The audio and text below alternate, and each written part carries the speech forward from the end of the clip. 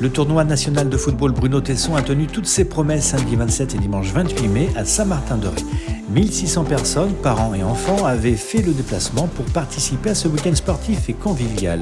Ce tournoi de football n'est plus organisé par l'ASR mais par le Football Club Rété qui regroupe désormais les clubs de Sainte-Marie, Le Bois et Saint-Martin.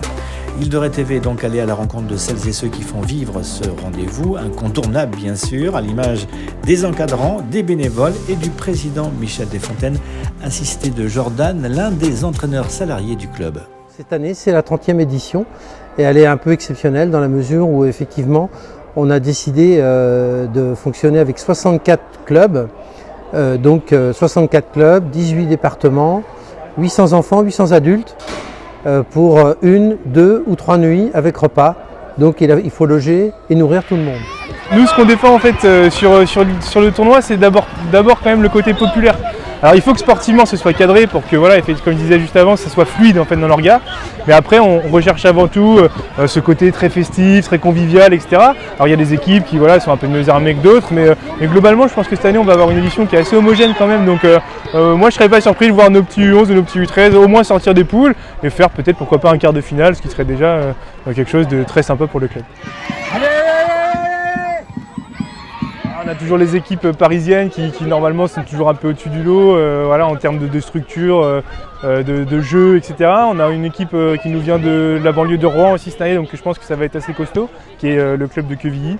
Et après il y a Thouars qui sera toujours au rendez-vous parce que c'est un joli club de la région et qui sont structurés. Donc non, on risque d'avoir en tout cas quelque chose d'assez équilibré, donc jusqu'au bout ça risque d'être intéressant. Mon recours, ils sont venus à 14 personnes et le plus gros c'est Douai-la-Fontaine qui sont venus cette année à 127. Le mémorial Bruno Tesson existe depuis 33 ans maintenant, mais les 2 années Covid en 2020 et 2021, ainsi que l'année 2016 avec la venue de l'équipe d'Espagne dans le cadre de l'Euro de football, ont empêché la bonne tenue de ce tournoi national.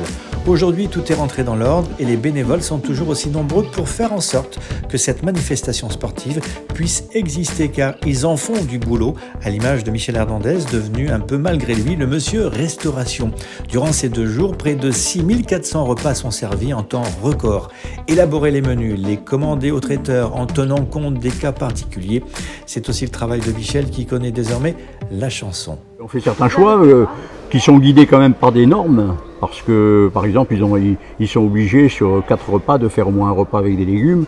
Les enfants ils n'aiment pas trop les légumes, mais on est obligé, donc on essaie de faire au mieux pour des repas équilibrés le plus possible. Voilà, d'équilibrer les repas, et ça c'est la Sodexo qui s'en charge, avec après bien sûr qui demande mon accord pour qu'on décide si ça me va, si ça me va pas quoi.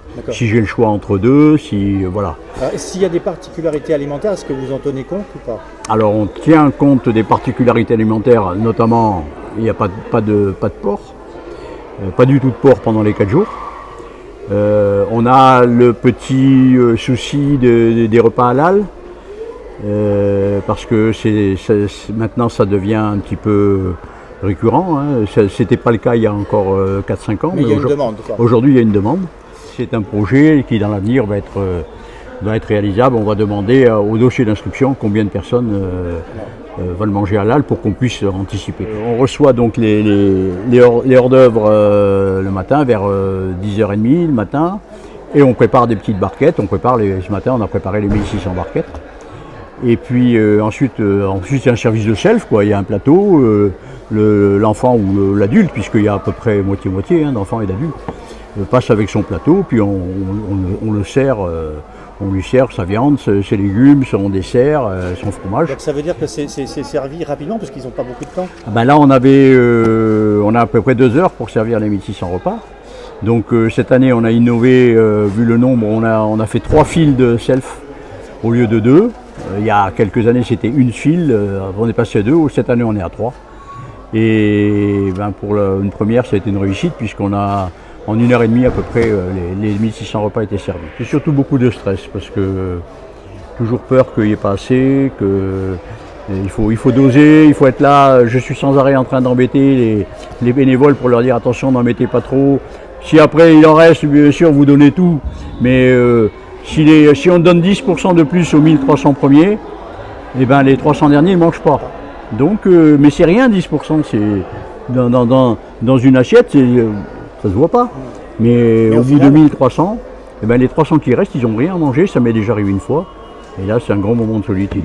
Ah oui, parce qu'ils réclament et puis vous n'avez plus rien. Ouais, après, il faut se débrouiller. pour aller. J'ai plus rien et puis je peux pas préparer, c'est pas sur place quoi.